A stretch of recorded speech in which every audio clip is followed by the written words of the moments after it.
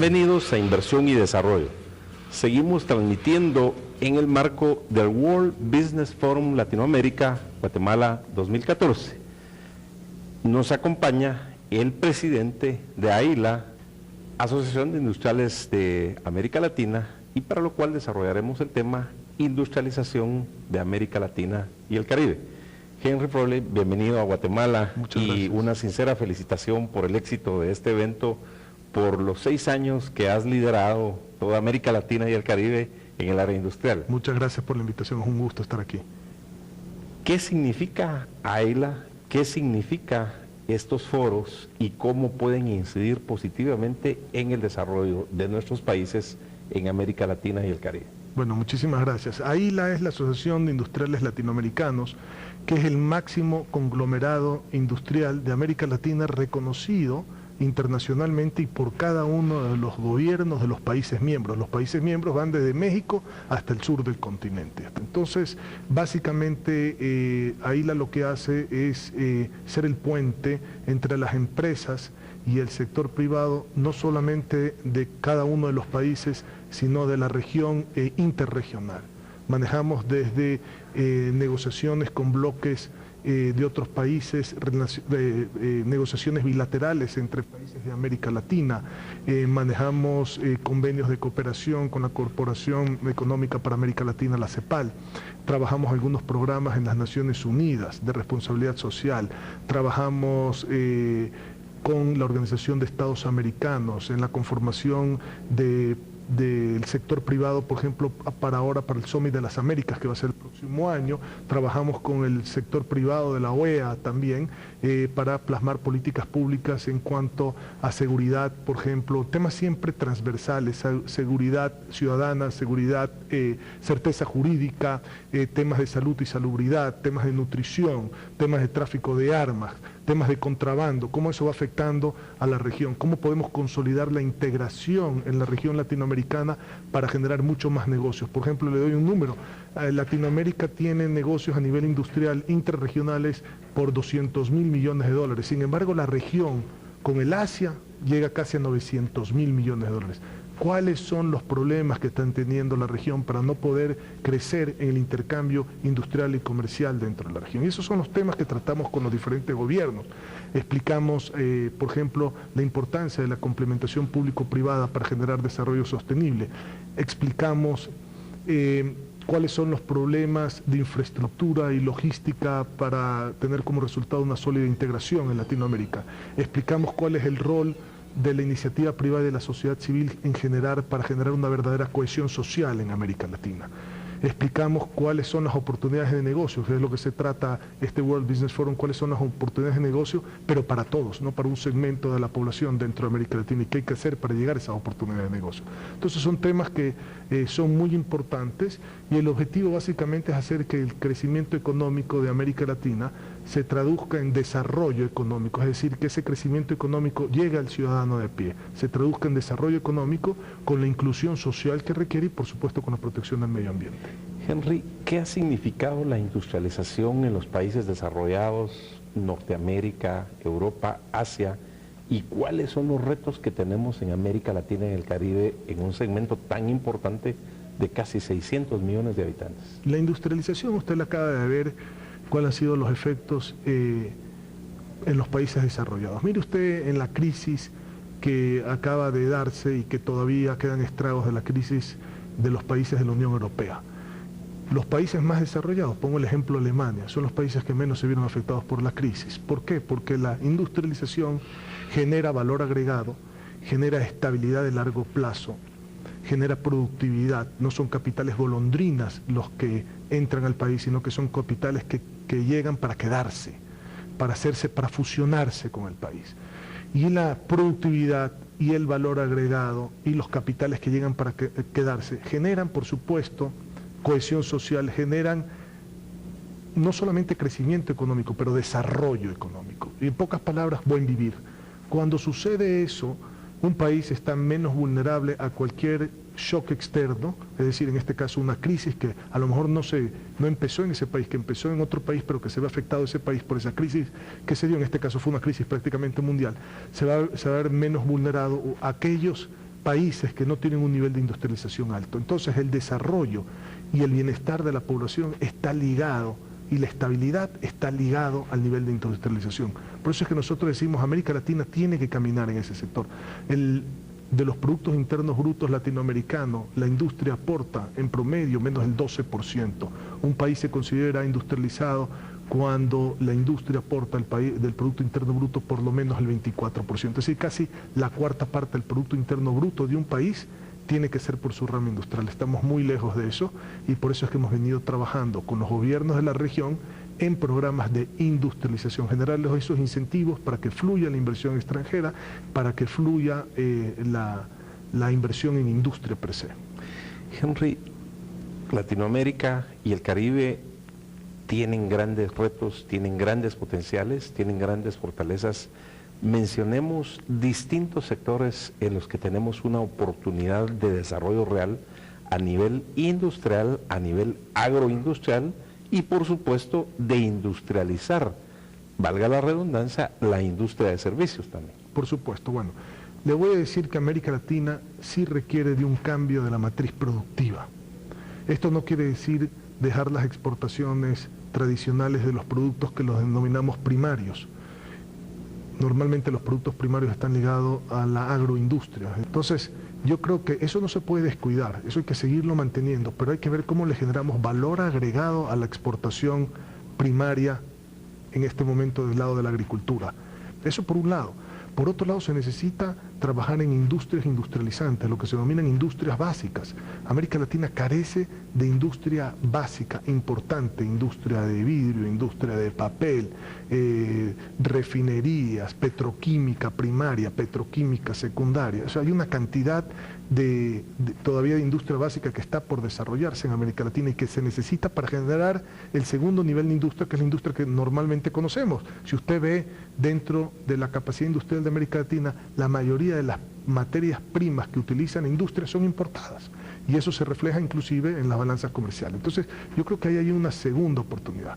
Una tercera oportunidad es la apertura comercial que ofrece la globalización en América Latina para poder hacer un cambio de la matriz geográfica productiva de un país. ¿Y qué quiero decir con esto? Que las grandes concentraciones de producción no estén en las grandes ciudades.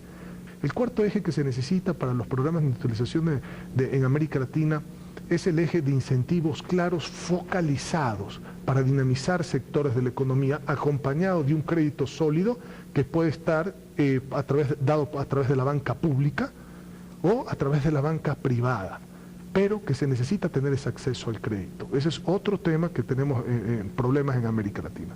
Y lo quinto que le diría es la certeza jurídica, más allá de la seguridad jurídica, porque usted puede tener en un país seguridad jurídica, es decir, del 1 al 30 del mes 1, estas son las reglas del juego y hay seguridad jurídica porque se cumplen, pero del 1 al 30 del mes siguiente son otras las reglas del juego y también se cumplen, y en el tercer mes son otras las reglas del juego y también se cumplen. Entonces, no es que exista falta de seguridad jurídica, hay seguridad jurídica porque se cumplen las reglas del juego, no hay certeza jurídica, que es un concepto mucho más amplio, y al no existir certeza jurídica de que las condiciones de hoy se van a mantener a largo plazo, no puede haber previsibilidad, y si no hay previsibilidad no hay confianza, y si no hay confianza no hay inversión, y si no hay inversión no hay empleo, y si no hay empleo no hay bienestar. Entonces se vuelve un círculo vicioso en vez de volverse un círculo virtuoso, estas cosas. Por eso es que nosotros trabajamos mucho con los gobiernos y les tratamos de explicar que esto es un rompecabezas multidimensional que tiene 1000 piezas, que si falta uno, usted no barniza el rompecabezas, lo pega en un cartón y lo cuelga.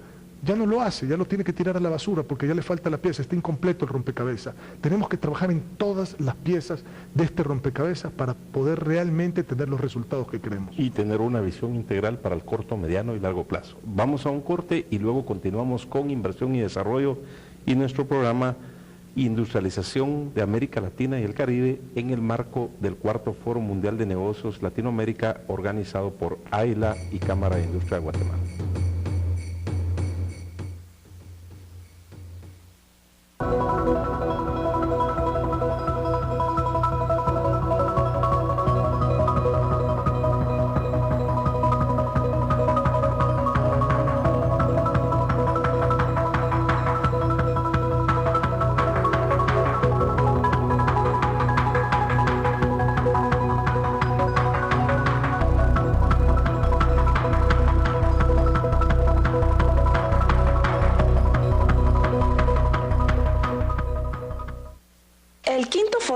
Mundial de Empresarios Indígenas Guatemala 2014 es una excelente oportunidad para construir relaciones, hacer negocios y compartir experiencias. Del 28 al 30 de octubre en el Hotel Westin Camino Real, Guatemala.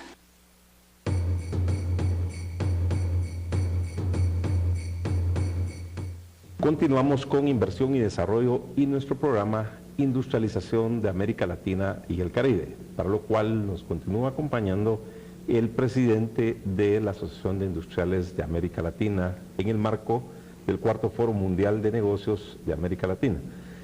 Henry, muy interesante la ruta que han seguido los países, ya se mencionaba Alemania, qué decir de Estados Unidos y ahora sigue China. Dentro de los distintos elementos que se hablaba, esos son los elementos que tenemos que darle un seguimiento a nivel nacional. Pero ¿qué papel juegan los gobiernos locales?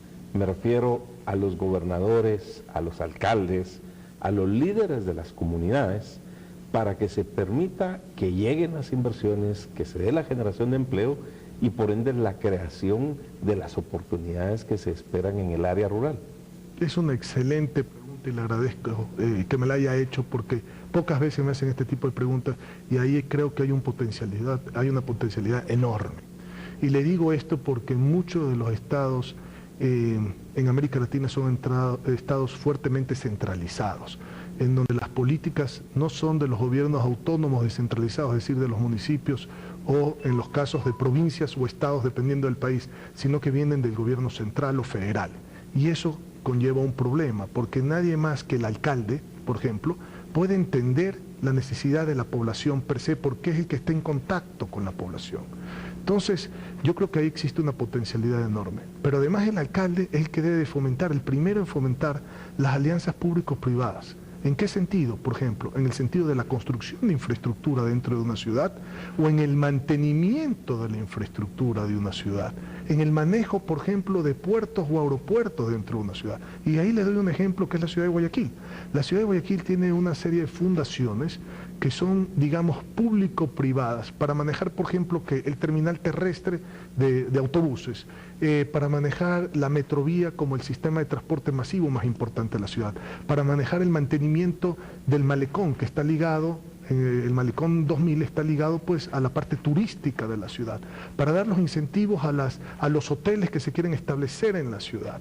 Y una serie de cosas, para el manejo de los puertos también. Entonces hay una serie de cosas en donde justamente estos gobiernos autónomos descentralizados, estas alcaldías y en otros casos los gobernadores, dependiendo de cómo están configurados los estados, si son por provincias o por estados los países, gobierno central o gobierno federal, ayudaría muchísimo planificar a ese nivel local, porque es donde está el verdadero entendimiento de lo más importante que es el cliente, tanto para el empresario como para el político. Finalmente la población, el ciudadano de pie, es a quien hay que satisfacer desde el lado empresarial y desde el lado político. Entonces, ¿qué más que cuando se tiene esa sinergia, cuando los objetivos son los mismos, que sean esos funcionarios públicos que están en directo contacto con el ciudadano de pie, el que pueda entender y servir como puente con el empresario para generar estas alianzas público-privadas y resolver estos problemas? Y muy acertadamente el caso de la ciudad de Guayaquil, donde he tenido la oportunidad de estar en 2 oportunidades y he visto que realmente hay un avance importante.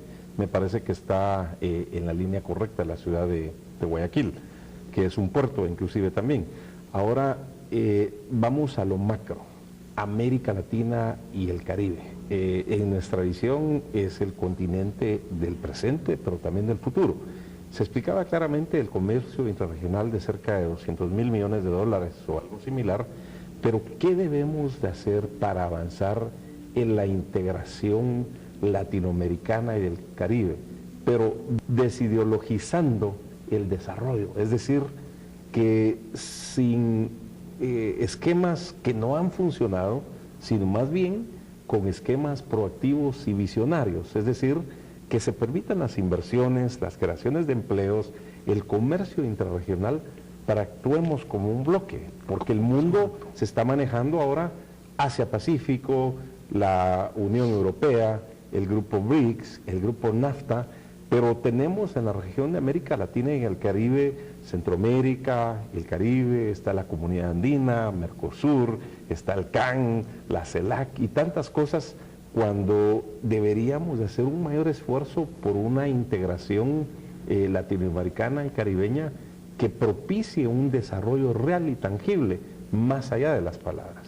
Sí, a ver, la integración es un factor fundamental para el desarrollo y para el proceso de industrialización de la región, eso es definitivo. A mí me gustaría ver una integración de América Latina mucho más rápido de lo que se está dando y con una concentración, digamos, pragmática más que ideológica, en el sentido de que hoy usted ve con marcadas diferencias dos alas en América Latina. La primera de países vanguardistas, integracionistas, en donde existe diálogo público-privado y en donde la democracia es un juego en donde cambian los jugadores y no las reglas. Y hay otra ala en América Latina, proteccionista, paternalista, construccionista, estatista, en donde la democracia es al revés, es un juego en donde cambian las reglas y no cambian los jugadores. Entonces, algo está pasando con dos alas muy marcadas en América Latina, lo cual son completamente opuestas y hacen difícil el proceso de integración. Y no digo que sea imposible, simplemente digo que sea difícil.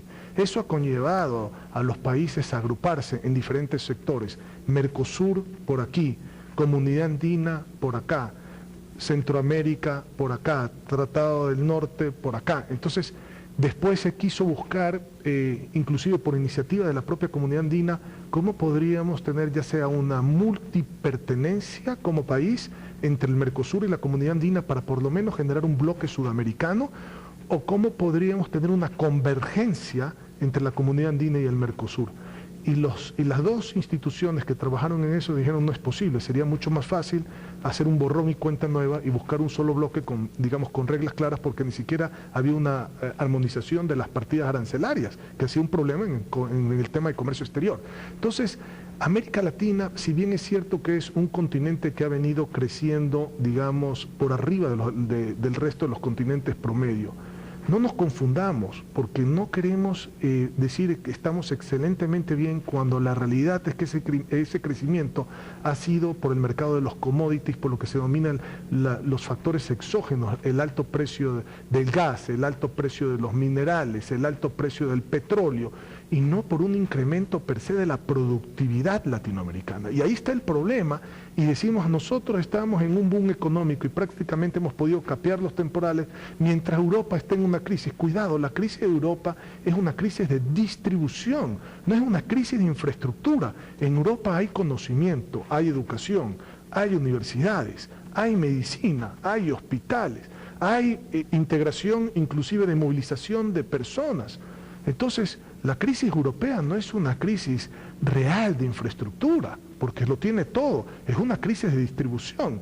La gente no tiene dinero y perdieron sus casas y los bancos están llenos del dinero y de las casas de la gente. Hay un problema de distribución, pero no es un problema real de infraestructura. América Latina está viviendo un boom económico por factores exógenos, sin embargo sí tenemos una crisis de infraestructura, no tenemos una interconectividad realmente blindada dentro de la región, ni interconectividad eléctrica, ni una seguridad social, digamos, homologada o que permita trabajar a cualquier persona de cualquier nacionalidad latinoamericana en otro país, que sea validada su aportación a esa seguridad social de ese país para que no la pierda en su país. O sea, no hay libre movilidad todavía de personas en América Latina. O sea, existen una cantidad de problemas que se van agravando aún más con los conceptos de los estados de querer hacer, por ejemplo, las aduanas agentes de retención fiscal, que eso también complica el marco del comercio internacional. En Estados Unidos usted no paga los impuestos en la aduana, desaduaniza, paga unas tarifas de uso de puerto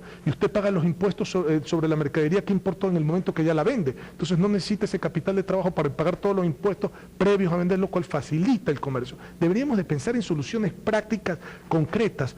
Y lo cual es impostergable, hay que tomar acciones ya. Vamos a un corte y luego continuamos con inversión y desarrollo y nuestro programa Industrialización de América Latina y el Caribe en el marco del 4º Foro Mundial de Negocios Latinoamérica 2014.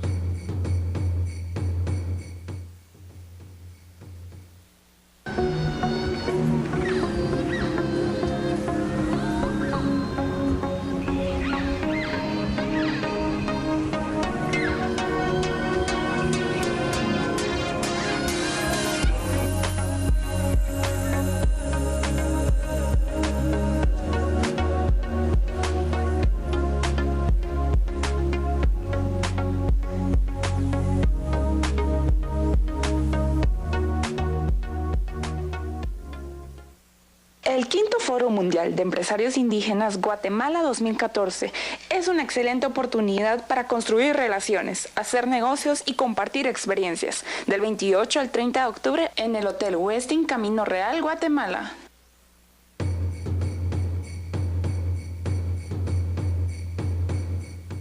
Continuamos con inversión y desarrollo y nuestro programa Industrialización de América Latina y el Caribe, para lo cual nos continúa acompañando el presidente de AILA, el ingeniero Henry Kronfeld, en el marco del cuarto Foro Mundial de Negocios de América Latina.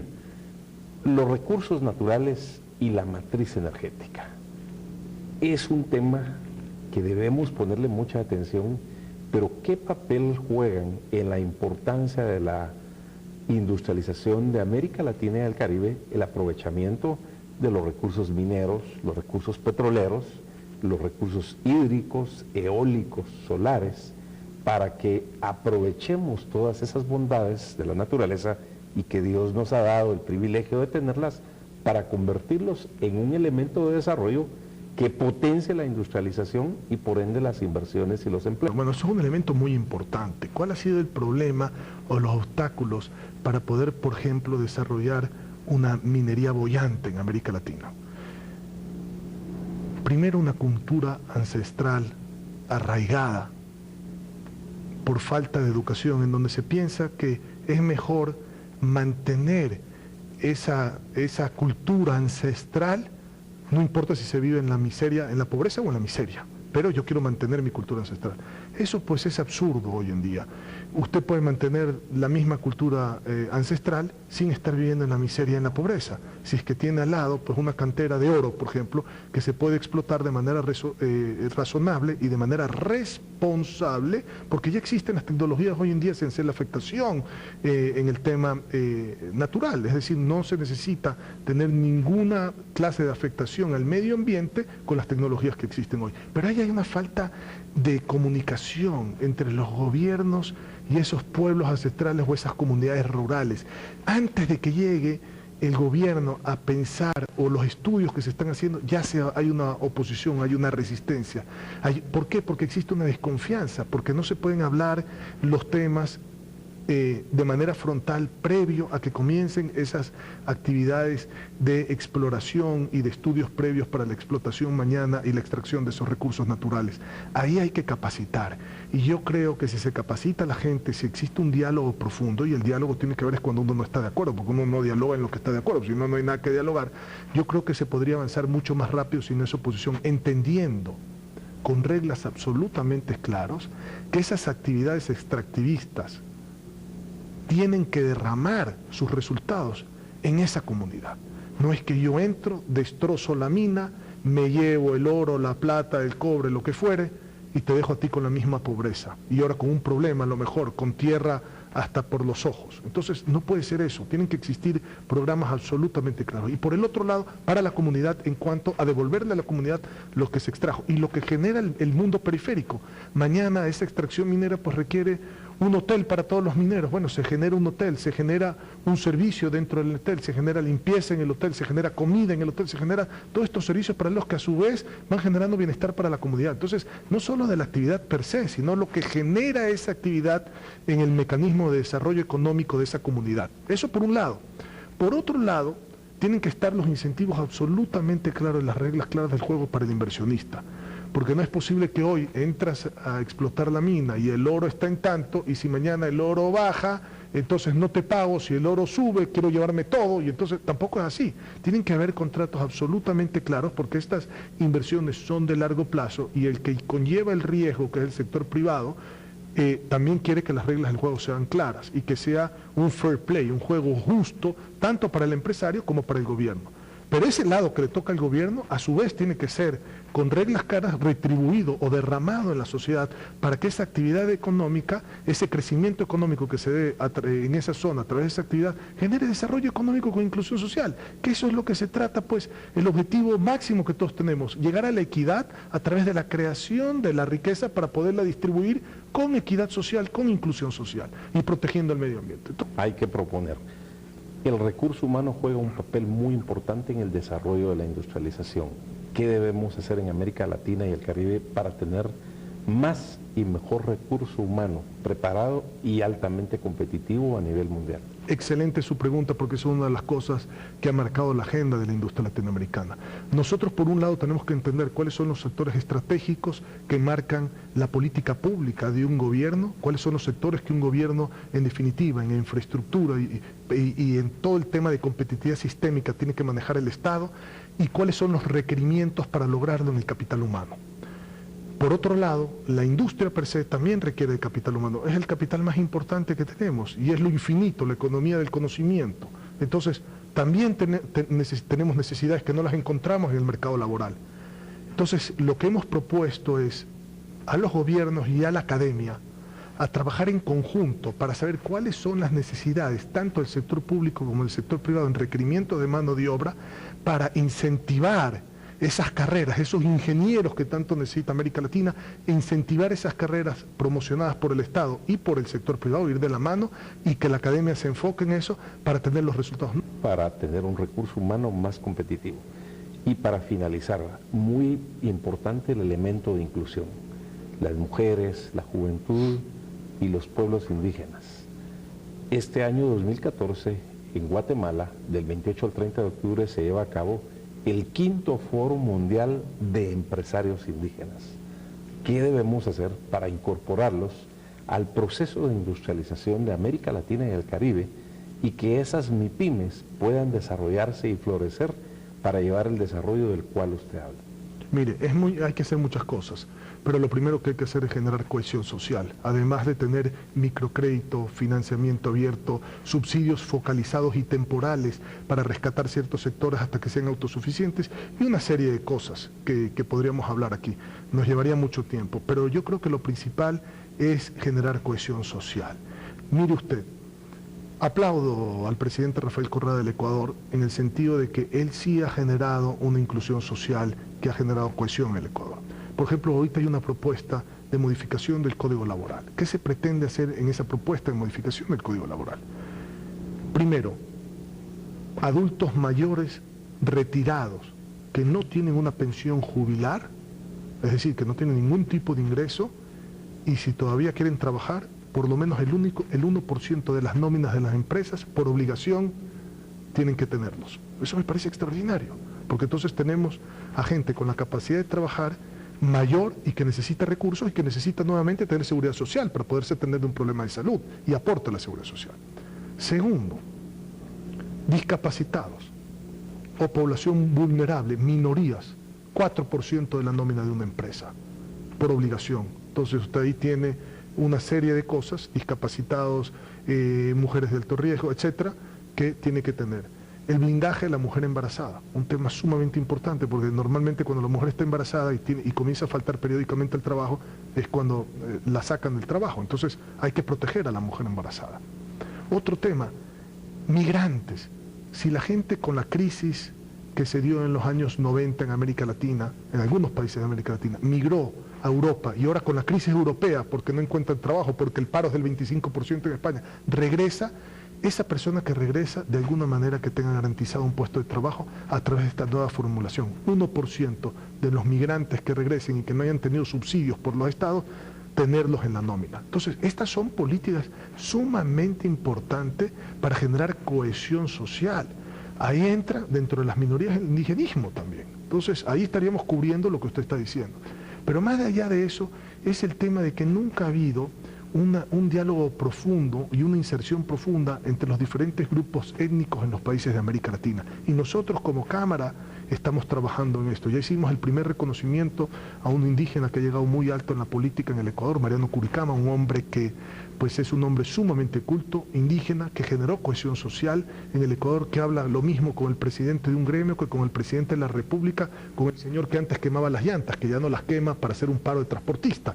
Entonces, Ese es el tipo de gente que podrían ser los interlocutores que hay que definirlos en los diferentes países, que nos ayude a blindar esta cohesión social para generar dentro de esta cohesión social esas cadenas de valor y ese encadenamiento productivo. Yo creo que eso es sumamente importante. Aplaudo esta iniciativa del Foro Indígena. Me hubiera gustado inclusive estar aquí. Creo que de esas fechas tenemos un compromiso en el Global Chamber Platform para presentar la agenda de la próxima reunión del G20 desde el sector privado, pero son iniciativas que son plausibles y que ojalá que den excelentes resultados. Ingeniero Henry Kronfle, muchas gracias por haber estado en Guatemala, por haber estado en Inversión y Desarrollo.